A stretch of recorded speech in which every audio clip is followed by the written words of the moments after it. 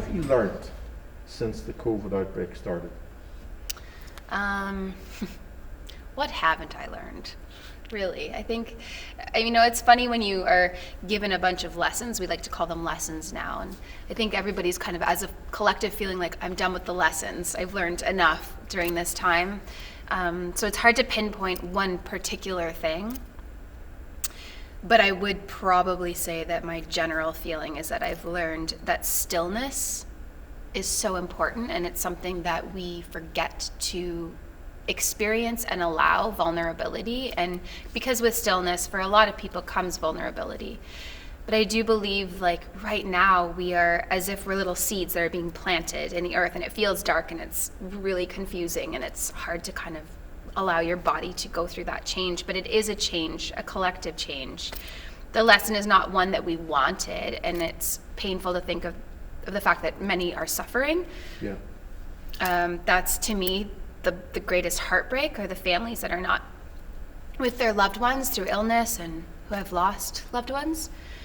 But I do believe that through all of this darkness, we are going to come out of it with a greater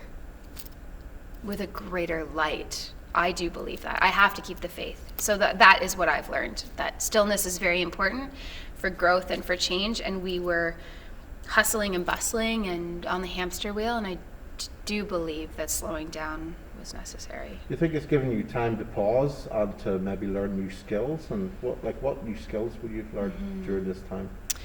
To be adaptable and to learn that it's okay to not have an answer, but to know that you have the power within yourself to make a difference. I think often we feel like we need a big team and we need people to help us. I think we've all noticed that we have to be more productive on our own. And for myself, I've put together this show with my friend Megan, and we've been able to create this show on our own, write it, produce it, do the finances, everything, figure out how to learn how to do lighting, and we disinfect, we are the cleaners. It's given me such a profound respect for the team, for the collective team. So yeah, with all that being said, I said that that we do feel like we need a team, but we can do it on ourselves. It makes you miss the team. Right. Yeah, so I've learned the value in a team. So that was my next question. How did you apply these new skills by putting on the show? Do you want to tell me about the show? Yeah, the show is called The Veranda Society. And it was birthed out of darkness, for sure, because when everything shut down, Meg and I were very close friends to begin with. So there's a lot of communication and there's a lot of opening up that happens between us. And we are very similar people. We gravitated to one another and talked a lot about sadness, grief, trauma, depression. Like, all of those words were thrown around. We talked a lot about not feeling productive. We were trying to get one another feeling more productive. It's nice to work with another person. I think a lot of people feel that way about the gym. It's like, I'll go to the gym if you help me go to the gym. So Meg and I really talked a lot about what can we do to get ourselves out of bed, get the feet on the floor, have the purpose, because all of our contracts ended, everything stopped, as it did for everybody. But for the arts, it was more profound. I think alongside restaurants, we've been the ones that have been hurt the most. Not that it's a competition, it's just we haven't been up and running. A lot of businesses have been able to start moving forward, and theater feels stuck. So we decided that we could bring a show to people's verandas. And the idea of Veranda Society came from Claire Galvin, who was a clothier shop runner in Peterborough, Ontario, right beside, I think it's right where Hi Ho Silver is now, a clothing shop there. He was a short story writer. He wrote about community. He wrote about what was going on in Peterborough during the time in the 20s and 30s. And he had a story called the Veranda Society, and it talked about how we don't, now we are talking about how we don't have verandas built close to the street where neighbors come by, but he was talking about verandas and how people visit and they would sit between banister and lattice and they would all sit and have conversations, and the priest would stop by and so would stop by, and we wanted to bring it back to that. So we wanted to bring community back together and come to the veranda and everybody sit and listen to story and song. Definitely inspired by the Vinyl Cafe. Storytelling is so important to both Meg and I through story and song. So that's what we did. We decided to put it together, songs and stories, and we went to people's porch with a little box with our own little set, acoustic guitar, acoustic vocals, just went for it. So that's what our show is about. That's beautiful. I've noticed there's a lot of storytelling now. Well, it's a gift for us. It's a two-sided thing, because we are nothing without them, and it's a collective. Yeah. And so for us, it has been life-giving, and truly, we came out of the darkness with the gift of the show and with the community, because getting those feet on the floor in the morning, if you don't have something to put your feet on the floor for, it can feel like you're almost, in an ocean, and you're just trying to figure out, where do I go next, and do I swim this way or do I swim this way, and you're not sure which is the closest way to land, and that's how we were feeling personally. So the show has been a gift. The greatest gift has been connecting with the community and going onto porches that we never imagined. It was all socially distanced. They would pull out their lawn chairs and we would prop ourselves up, and we met so many people. We were sent away with flowers and maple syrup or kale and garden goods, and we would get in the car and just have a beautiful chat about how thankful we are for that.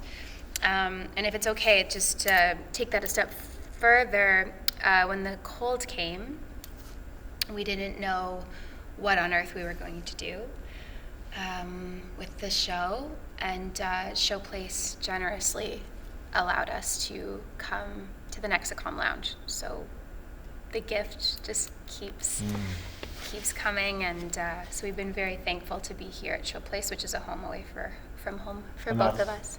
Where is this? So Showplace Performance Center in Peterborough, Ontario, which is on George Street, the main street in Peterborough. And I believe it is George and King. Right. Yes.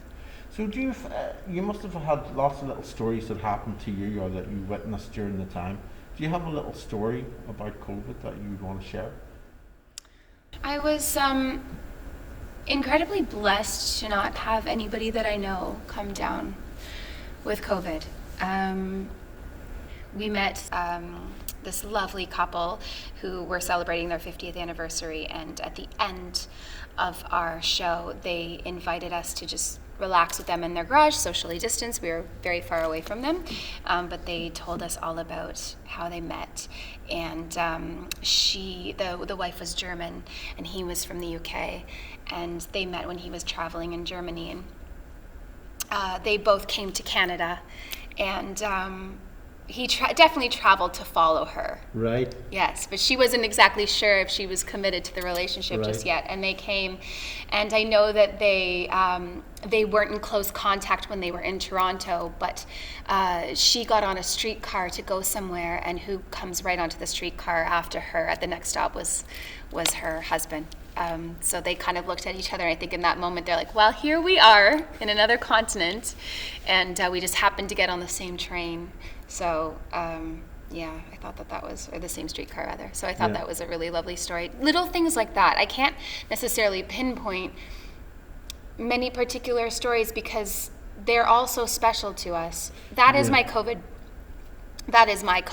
gift, is that we've been able to meet so many people that we haven't necessarily connected with in our community. And you wouldn't have their stories because you would never have met them. No, right? And now our show feels like this really beautiful, I don't know, I don't even know how to explain it anymore. It doesn't feel like it's our story. It feels like it needs to be birthed into something else next. It feels like we need to be using other people's stories as well.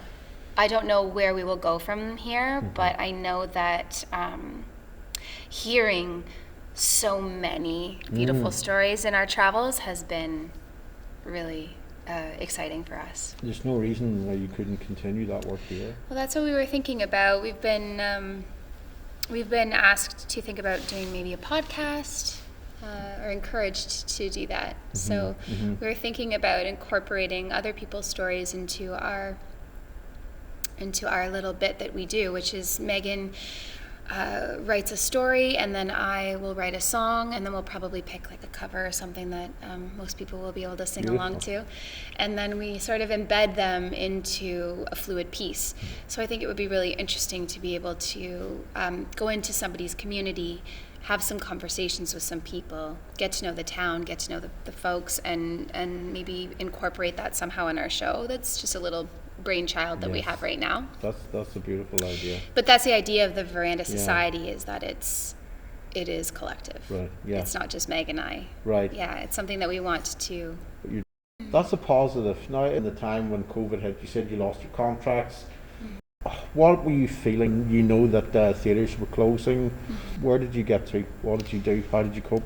Yeah, I think it's so important to honor the dark side of this, because, I mean, as I sit here and talk about the Veranda Society and how lucky we've been and how great it's been to meet people and get maple syrup and come into Showplace, it's the road there was rocky and challenging, and there were a lot of things that happened to myself during that time, because I lost so many jobs, as you did, and they all kind of kept coming in, and then you would wait for the next email, and then the agent would message and say, oh, the Sarnia gig's closed and down, and then you're kind of just you're left feeling a little bit helpless, and artists already have such a struggle to hustle.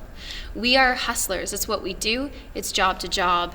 It's paycheck to paycheck, and it's glorious, and it's chaos. It's something that I would never trade for anything else. I would not trade it for a 9-to-5 and a steady paycheck or benefits. But when it's taken away, you're faced with an intense reality that we are not necessarily protected by challenging times like this. So thank goodness for Suhr. That really helped.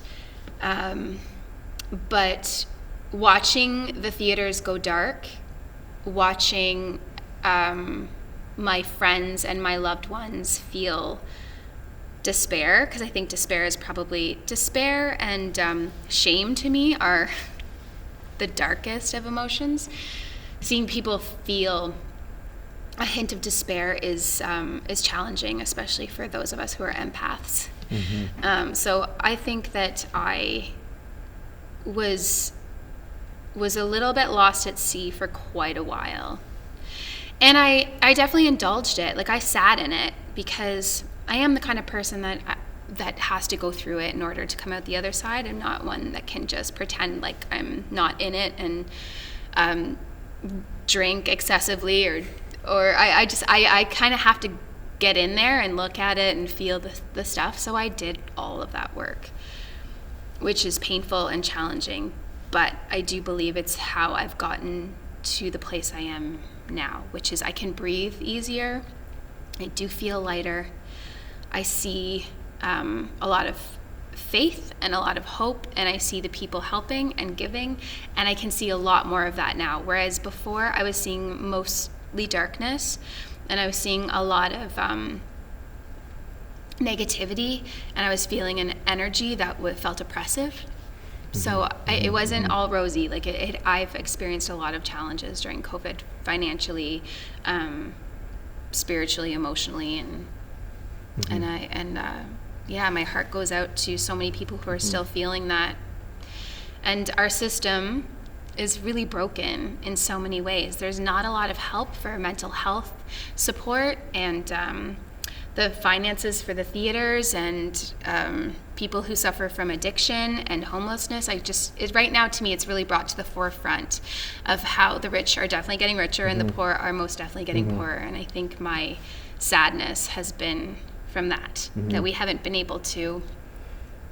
And I say that with a grain of salt because I know there are so many people who are seeing that as well and are trying really hard to support our local food shares and the food banks and help with homelessness and whatnot. I know there are people who are helping and doing great work. Has this changed your goals or what it is you're thinking of doing coming out of COVID? I want to create more music, I would say. I would like to do more things in my community. I've always loved taking part of fundraisers and I've done many and I cherish them and I love being part of this community. I think my goal would be to do more administering fundraisers and things like that. I'd like to do more. I would just like to do more in our community. Let's say it's the summer, the sun is beating down, it's a beautiful day, it's 2021, where are you? Where am I? I hope that I'm on someone's veranda. Right. I'm hoping that I am at someone's veranda and they've generously poured me a little bit of Prosecco. And I'm with my friend Meg and we're sharing a laugh with people that we know, and I'm praying that we're not so on guard. That's my prayer, is that we'll be able to come out of this and that we will all be safe and conscious and careful and protective of one another.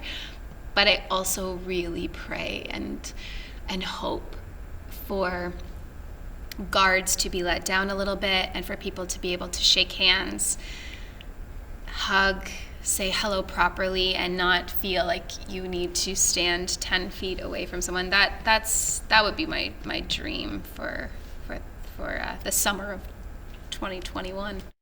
Yeah. Is there anything else you'd like to add? Any thoughts or any other?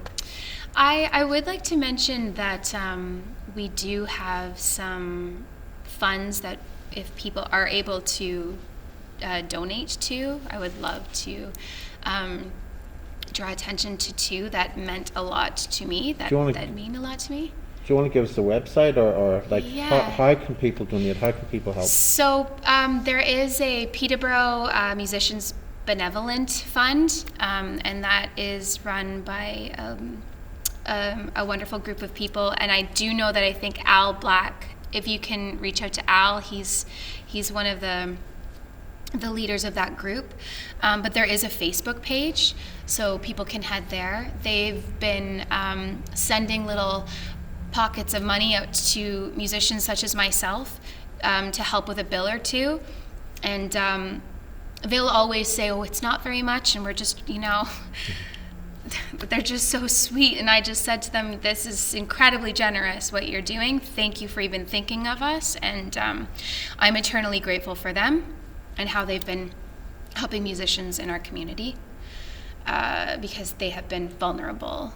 Musicians are vulnerable right now. And then we also have the Arts Alliance. People can head to the cfgp.ca. Yeah, so it's the Performing Arts Recovery Alliance. And that alliance is creating a fund to help all of our theaters in our community. So that's Fourth Line, that's New Stages, Show Place, Market Hall, New Stages, Theatre on King. Wow.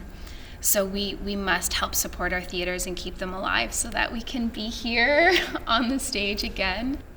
So that there's a place for people to come back to when we come out of this. So if people can give, and they're in a position to give, because I know people like myself who have felt a little bit helpless in these situations. I've been really wanting to give, and it's really hard when you're the person on the other end and you feel like you're just trying to survive. Yes.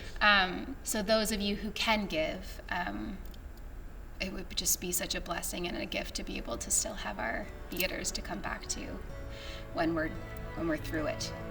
Thank you. That's Yeah. beautiful. And thank you for your time today. Thank you, Stephanie. Feel free if you want to play some piano on the way out. It's been so long since we've been here. This moment that we hold so dear. It felt as though night would forever stay. When you feel that low, there's always hope. Reach for my hand, I'll lead you home. It's there for you to always find the way. I'll tell you once, then tell you twice. Don't doubt it, look into my eyes. I'll always be your safest place to fall. If you ask me what is coming, well, I don't know, but I'm loving you. One thing I'm sure of, the pain will come and go, but we're better off together than alone.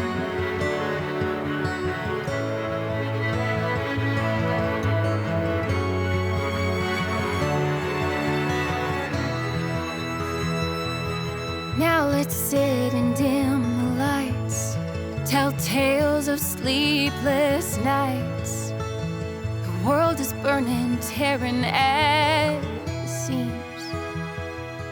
We'll share truth about our lives. We'll pray time will make this right. 'Cause I need you here, not only in my dreams. I'll tell you once, then tell you twice. Don't doubt it, look into my eyes. I'll always be your safest